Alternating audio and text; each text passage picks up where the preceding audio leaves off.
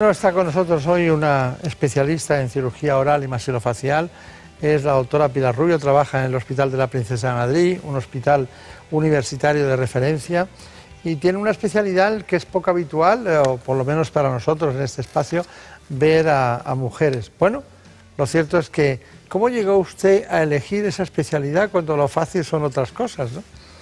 Bueno, en primer lugar agradecer la invitación a estar con ustedes aquí, es un enorme placer para mí. Cuando se termina la licenciatura de medicina, tienes un amplio abanico de posibilidades y es muy difícil elegir. Siempre me han gustado las especialidades quirúrgicas y la cirugía ósea, facial, tenía un interés para mí mayor que otras especialidades y finalmente me decidí por ella. Y ya luego dentro de la especialidad me he dedicado a las deformidades dentofaciales y más recientemente a la cirugía de la apnea obstructiva del sueño. Bueno, pero esto es una historia muy larga, ¿no? Porque, bueno, uno cualquiera que mira los datos, ¿no? Dice, bueno, se encuentra historias de distracciones osteogénicas del fémur, ¿no? ¿Qué es una distracción osteogénica, para entendernos? La distracción osteogénica es una técnica quirúrgica que consiste en realizar un corte en el hueso, a nivel de cualquier hueso del organismo, y alargarlo progresivamente de manera que ese callo inicial de fractura se va elongando, es decir, engañamos al hueso y ese callo inicial de fractura lo vamos elongando de manera que producimos un hueso nuevo, totalmente indistinguible del hueso adyacente, y evitamos, por lo tanto, en una zona que es pequeña o que está cortada, la colocación de injertos. Esto inicialmente se realizó en huesos largos y posteriormente, en el año 1992, se aplicó por primera vez en la mandíbula. Y hasta entonces, hasta el momento actual, se ha aplicado en asimetrías y en problemas de mandíbulas pequeñas y más recientemente en el problema que nos ocupa hoy, que es la apnea obstructiva del sueño. O sea que hacemos un homenaje a McCarthy con aquellos 4 pacientes que hizo esa intervención. A mí me gusta mucho recordar a los médicos que han cambiado el curso de la historia. El primero fue Cadivila, ¿no?, que fue en 1905, que fue con el fémur. Bueno, usted es una continuadora de esa historia, ¿no?, en realidad. Sí, podríamos decir que sí. De hecho, tenemos el orgullo que el Hospital Universitario de la Princesa de Madrid fue el primero que utilizó la técnica de distracción mandibular intraoral, es decir, en el año 1997 nosotros mejoramos la técnica y colocamos el primer distractor sumergido por debajo del músculo masetero, es decir, ya no externo, como se habían ido realizando hasta ese momento. Bueno, pues mire usted, las personas que nos ven ahora no saben de qué estamos hablando, porque estamos hablando de un lenguaje que supone alargamiento de huesos. Usted lo ha trasladado a la mandíbula, usted es cirugía oral y maxilofacial, y hemos hablado de apnea del sueño. Tenemos que demostrar a todos cómo se combina el concepto de apnea del sueño con esas intervenciones de reducción de mandíbula. Entonces, ¿por qué es útil? Entonces tenemos que hablar del proceso. Efectivamente. Lo primero que tenemos que ver es qué es la apnea del sueño. Y ahora, con este informe, vamos a ver lo que es la apnea del sueño.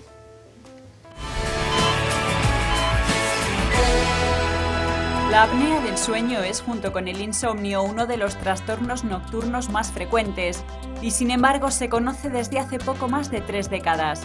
En nuestro país, cerca de 2 millones de personas la sufren, pero según los expertos, un 80% está sin diagnosticar. Aunque puede afectar a niños y adultos, el paciente tipo suele ser un varón con sobrepeso, roncador y mayor de 65 años. Este síndrome también afecta a las mujeres, especialmente a partir de la menopausia. En general, los factores de riesgo son el sobrepeso, la edad, el tabaco y el consumo de alcohol por la noche. La respiración de quienes padecen apnea del sueño se interrumpe al menos 10 segundos mientras duermen, lo que puede ocurrir al menos 30 veces en una hora. Esto hace que el sueño sea de mala calidad y que durante el día tengan cansancio y somnolencia. Pero estos no son los únicos riesgos. Existe una relación entre apnea del sueño y patologías más serias como la hipertensión, la insuficiencia cardíaca o la diabetes.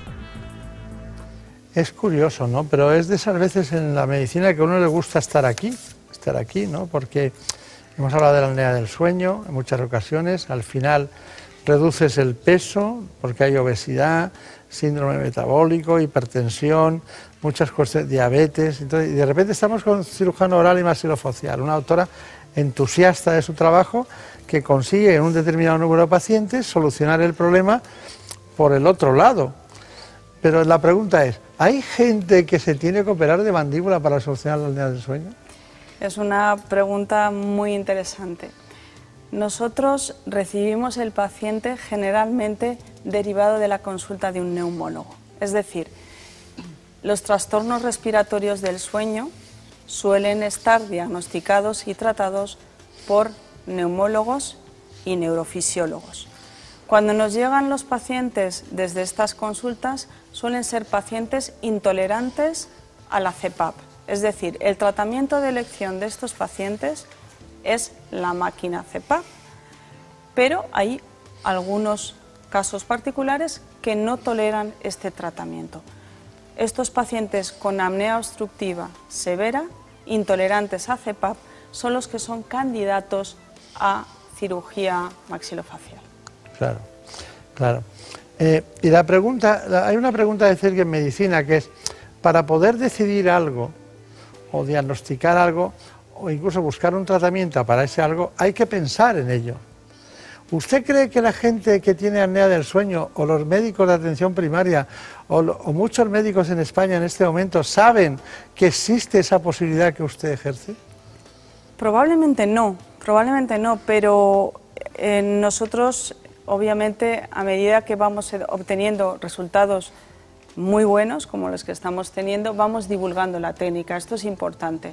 La atención primaria, tenemos una atención primaria extraordinaria en España, que piensa en el momento que aprecia alguno de estos síntomas en los pacientes, envía rápidamente al neumólogo, a las unidades de sueño, a los pacientes para que sean correctamente diagnosticados y tratados, pero pensar específicamente en nuestra especialidad probablemente no. Esto llegará con los años, a medida que se vaya divulgando la técnica quirúrgica perteneciente a las prestaciones de la cirugía maxilofacial, y será cada vez más habitual que el médico de cabecera, el médico de atención primaria o médicos de otras especialidades piensen en la alternativa quirúrgica que ofrece la cirugía maxilofacial. Ha sido muy inteligente el que usted introdujera el concepto de que la medicina de atención primaria en España es muy buena, pero eso lo sabemos todos, pero yo lo que quería introducir era ese concepto de que las cosas avanzan y no tiene por qué todo el mundo, porque usted es vanguardista en su especialidad, en este concepto, usted está aportando a su especialidad con otros muchos una nueva técnica que tarda en llegar a lo que son los médicos que están cada día en la atención primaria. Ellos lo saben y hoy también tienen una oportunidad de conocer este asunto, porque este asunto incluso es curioso, tiene hasta una ética, una bioética, que hay que saber, que ya la hablaremos en un momento determinado, ¿no? Porque la pregunta que yo me hago es, ¿qué es antes? Porque hasta ahora yo siempre he hablado de obesidad, hipertensión, síndrome metabólico, apnea del sueño, trastornos del sueño, y resulta que usted me lleva a una cirugía de la mandíbula. ¿Qué es antes? ¿Ese problema? O sea, ¿qué es antes? ¿La obesidad? ¿Hay que solucionarlo? ¿O hay obesidad porque hay un problema de mandíbula? La obesidad es un factor de riesgo para la apnea obstructiva del sueño y eso está demostrado. Investigaciones más recientes apuntan a que la obesidad también puede ser una consecuencia de la enfermedad. Es decir, el paciente que tiene apnea obstructiva del sueño tiene una mala calidad de sueño. Por lo tanto, al día siguiente está cansado, tiene más ansiedad y puede tener más necesidad de comer de una manera más desordenada o mayor cantidad. Y además son pacientes que el cansancio les lleva a tener un menor ejercicio físico. Es decir, también podría ser que la obesidad es una consecuencia de la enfermedad obstructiva del sueño. Entonces, intentar que estos pacientes pierdan peso antes de la intervención es muy difícil, o antes del tratamiento con CPAP es muy difícil. Es cierto que es un factor de riesgo, es decir, el paciente obeso, si además engorda Unos kilos más empeora el índice de apnea, eso está demostrado. Pero es muy difícil que estos pacientes pierdan peso solamente con una dieta normal. Bueno, pues hablaremos de su relación con los otorrinolaringólogos en su hospital y cómo ustedes compatibilizan intervenciones como son la resección de parte de lo que es el paladar blando para solucionar este problema y cómo usted mismo, porque hay territorios que son multidisciplinares, ¿no? Sí. Claro. La otorrinolaringología con la cirugía oral y maxilofacial, los estomatólogos, es decir, hay ahí un cruce de caminos de distintas estructuras. Entonces, ¿cómo se compatibiliza esas soluciones de resección de la parte blanda del paladar blando, con lo que usted aporta con estas otras técnicas que son para reflexionar y para estudiarlo? Y luego, ¿en qué porcentaje? Porque usted ha sido muy prudente y no lo ha dicho, pero según mis datos recogidos de sus trabajos, que ahí la solución es de una eficacia demostrada de la técnica, dice aquí, de una curación del 100% de los casos, que eso en medicina, las cataratas decimos el 99.99 y usted habla, o aquí en estos datos, del 100%. Eso lo tendremos que explicar ahora posteriormente. Pero antes, le ofrezco a usted y a todos nuestros espectadores unas noticias de la actualidad. Le presento a Joana Coren, nuestra compañera que trae esas noticias. ¿Qué tal, doctora? Entonces vamos a ver cuáles son las de hoy y en qué consisten. Pues vamos a comenzar hablando de la obsesión por la delgadez, porque los estándares de belleza han ido cambiando a lo largo del tiempo, pero bien es cierto que en la actualidad lo que se considera como atractivo es estar sumamente delgada. Esto es así, es la realidad que se está imponiendo y en la que estamos viendo ese modelo de mujer probablemente equivocado y ciertamente peligroso. Sabía que era la mejor para el cargo, pero esto es lo que le dijo el dueño de la joyería. Me sobraban 20 o 30 kilos, que hiciera ejercicio, que caminara, que él me recomendaba, pues como le habían recomendado a él el médico, pues cenar 3 yogures por la noche desnatados. También la menospreció por ser madre. Yo tendría que trabajar en media jornada, mejor, porque tenía 2 niñas. Los ejemplos se repiten en otros ámbitos. También en la realeza, Amalia, la heredera al trono de los Países Bajos, está sufriendo críticas por no ser una niña delgada. Algunos medios internacionales critican su condición física, una discriminación por peso que hemos visto reflejada en algunos sectores de la industria de la moda. En la pasada edición de la Semana de la Moda de Nueva York, 70 modelos denunciaron con este escrito las presiones que reciben para estar delgadas. No ocurre lo mismo en la pasarela madrileña. Es la única donde se exige un índice de masa corporal saludable. Se tomó como medida el índice de masa corporal establecido por la OMS y a partir de, por debajo de 18 de índice de masa corporal, pues no se puede desfilar. Ni la delgadez es sinónimo de mala salud, ni el exceso de peso es un ideal, pero la discriminación debería ser eliminada de cualquier dieta de salud mental. Bueno, hemos traído a colación esta noticia porque en los últimos 5 años los diagnósticos de bulimia y de anorexia no dejan de aumentar. Y aunque nos hemos referido a las mujeres, que sepan que los hombres también se obsesionan. Pasamos ahora a contar con nuestro colaborador habitual, él es Santiago de Quiroga, y en esta ocasión nos ha querido hablar de secuenciar el genoma humano. 23 pares de cromosomas en el núcleo de la célula es lo que se denomina el genoma humano, es decir, la secuencia de ADN contenida en estos cromosomas. El genoma humano contiene entre 20 y 25.000 genes que codifican una o varias proteínas y es la base de todos los procesos bioquímicos a nivel celular que hacen que seamos lo que somos, desde cómo pensamos hasta el color del pelo. Sin embargo, solo un 5% del genoma codifica proteínas. Algo más del 35% además de este genoma contiene secuencias repetidas, que se conoce como ADN basura. Secuenciar el genoma es la manera de cartografiarnos, ya que cada genoma es único, con la excepción, por supuesto, de los gemelos. El proyecto Genoma Humano se dotó con 3.000 millones de dólares en 1990, apoyado con fondos del gobierno de Estados Unidos. En 1997, una empresa americana anunció que había secuenciado el ADN de una persona muy particular, el Dr. James Watson, que había sido en 1953 el codescubridor de la doble hélice de ADN. Secuenciar el ADN en 1997 les pareció muy barato, $1 millón. 15 años después, en 2012, Life Technologies, una biotecnológica americana, anunció que secuenciar el genoma de una persona costaba entonces 750 euros. En la actualidad cuesta 600 euros y en 2 años costará 60 euros. Se prevé que 1 de cada 4 personas tendrá el genoma secuenciado en breve. Las cosas van a cambiar o quizás ya lo han hecho. Bueno, pues como dice Santiago de Quiroga, cada vez nos dirigimos más a esa medicina personalizada, predictiva y preventiva.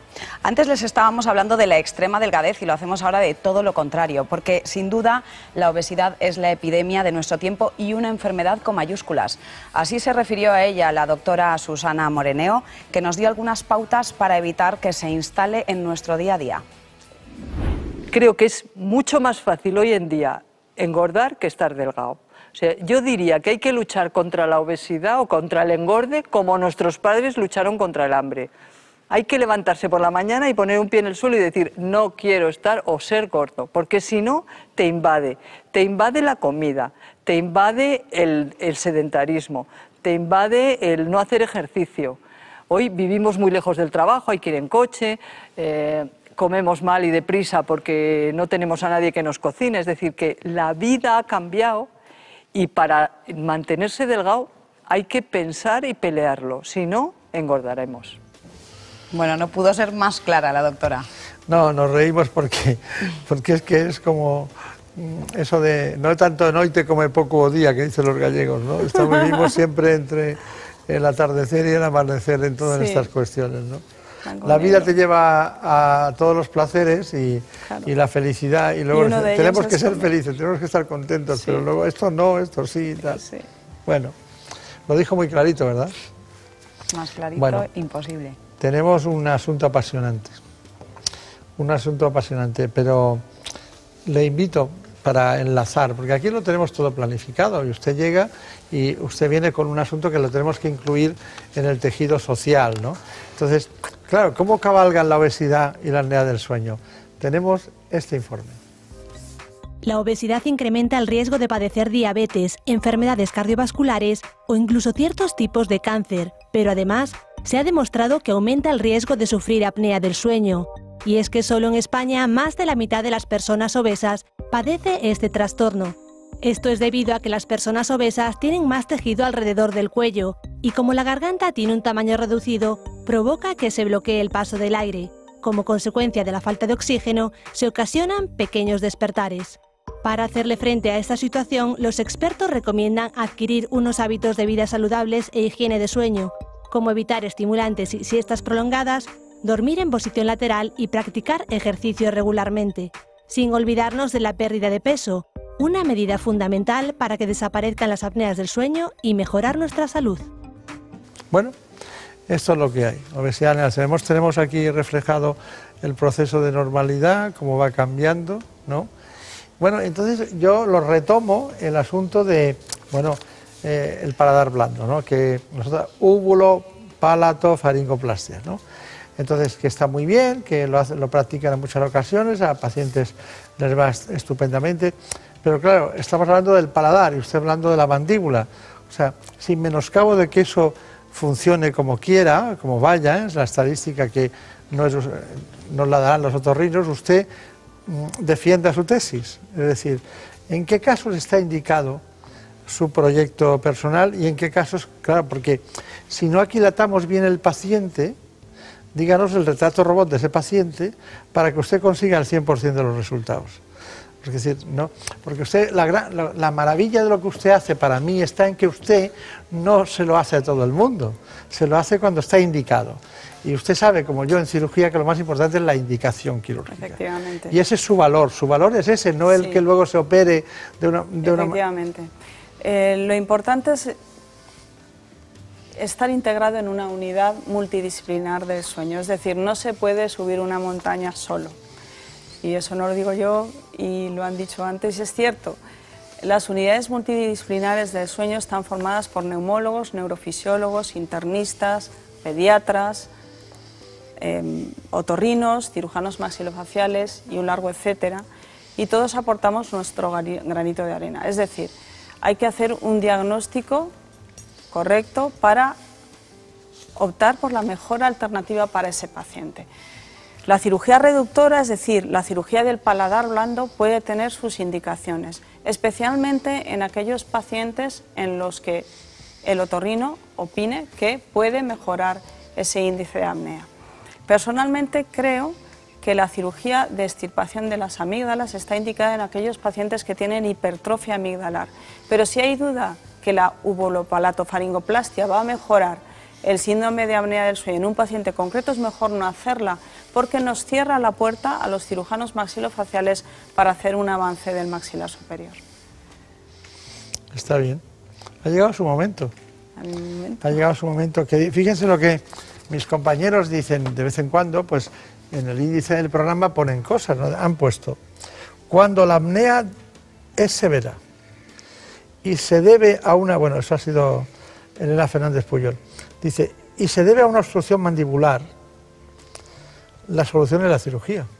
Y dice, algo en lo que nuestra invitada, la doctora Pilar Rubio, es una auténtica experta. Dice, nosotros nos hemos colado en uno de sus quirófanos del Hospital de la Princesa, en Madrid, para presenciar esta intervención realizada junto a la doctora Ana Capote. Efectivamente, sí. Vamos a ver. Muy bien. Vamos a realizar lo que se llama una distracción mandibular, que es un alargamiento de la rama ascendente de modo bilateral. Con esta intervención lo que conseguimos es un aumento volumétrico del espacio faríngeo, por lo que con este aumento se reduce la posibilidad de que la faringe se colapse durante el sueño. Toda la intervención se realiza por dentro de boca, a excepción de la colocación de los tornillos bicorticales que se hacen por vía transcutánea. Por lo tanto, el abordaje a nivel de piel es mínimo. Lo que hacemos es abrir, es decir, despegar todo lo que es la rama ascendente de la mandíbula y marcamos una osteotomía, es decir, una fractura quirúrgicamente controlada para colocar el distractor y que ese dispositivo posquirúrgicamente vaya realizando la elongación de la rama ascendente mandibular.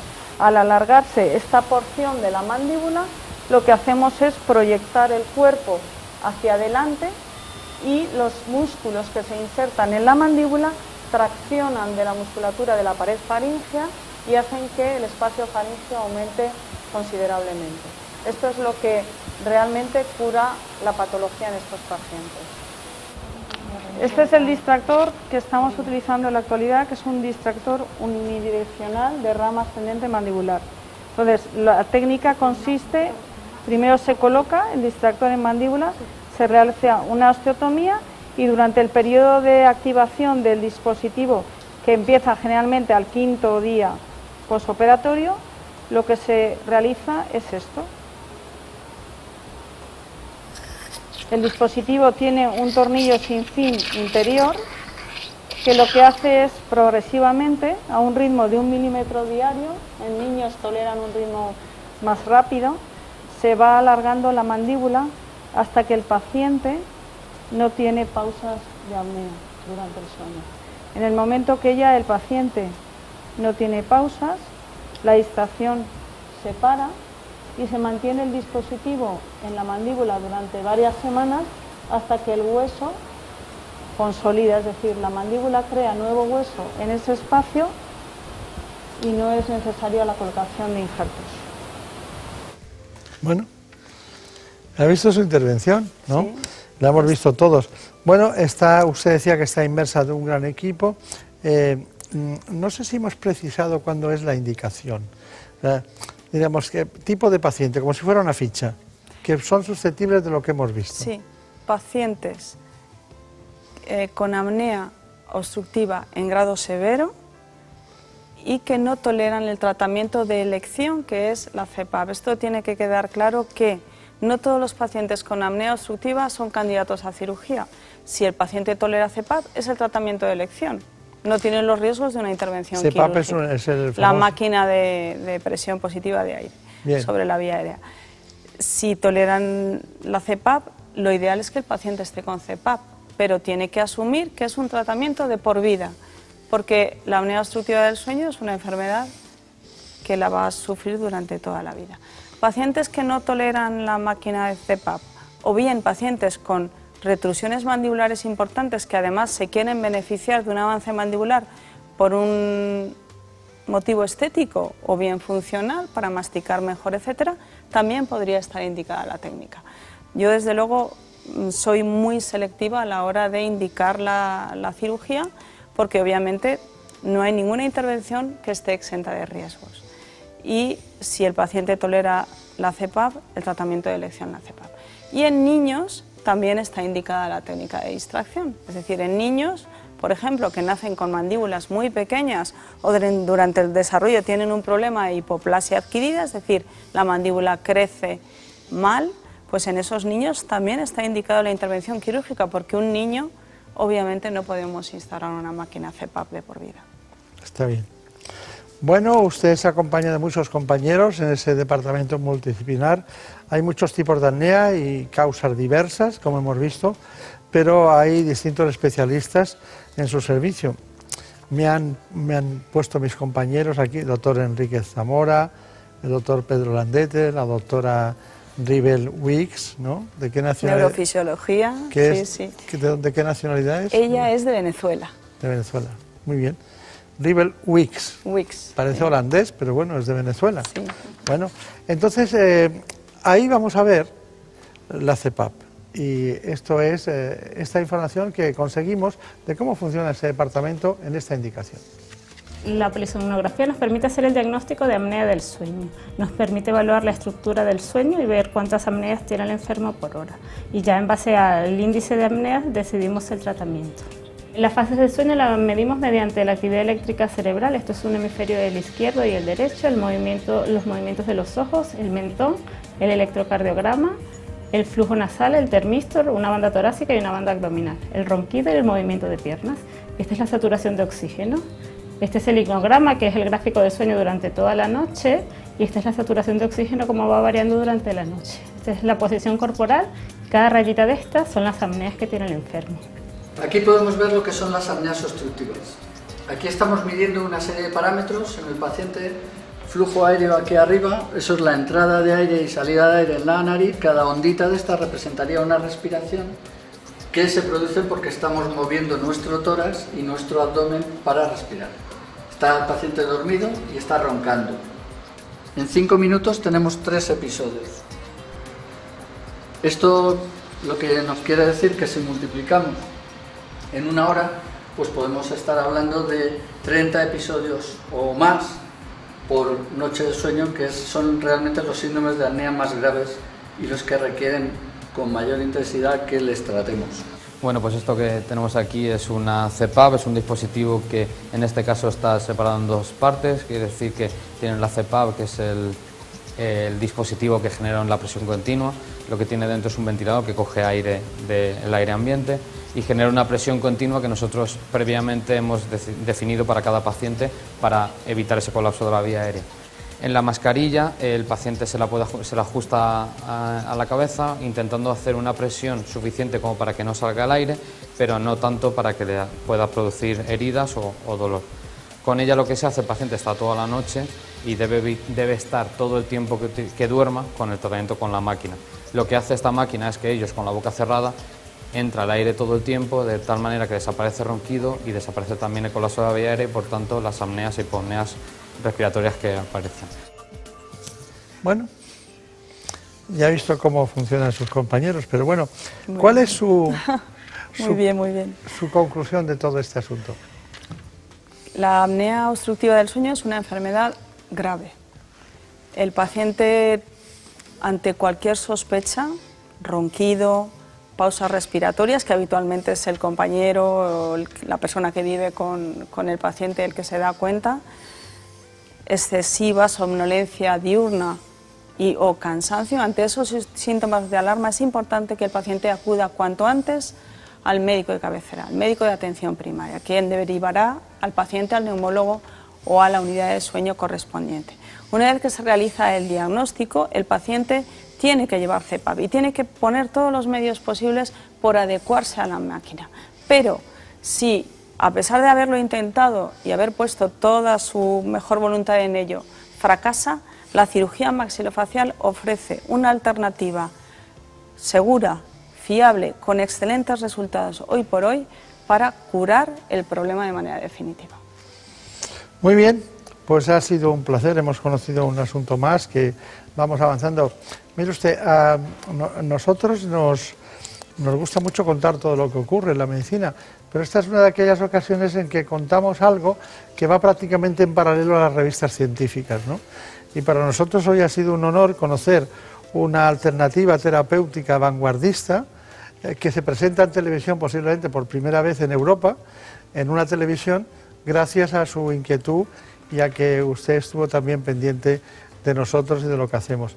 Bueno, ella estuvo en Edimburgo trabajando, se formó en Zaragoza, estuvo en el Hospital de la Princesa, un largo trayecto, pero unas consecuencias notables en ese ámbito de la cirugía oral y maxilofacial. Muchas gracias y muchos recuerdos a los compañeros. Muchísimas gracias por la oportunidad y gracias a todo el Hospital Universitario de la Princesa, donde formé y donde tengo mi segunda casa. Muchas gracias. Pues muchas gracias. Bueno, volveremos, seguiremos como siempre hablando de salud.